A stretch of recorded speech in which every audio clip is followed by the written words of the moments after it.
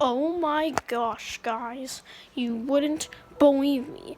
I found the rarest game in the entire world. Boom! It's a game called Animal Police. There's not that much information about it. The only thing I know is that it's a Petscop ripoff. So, I found this at my local park.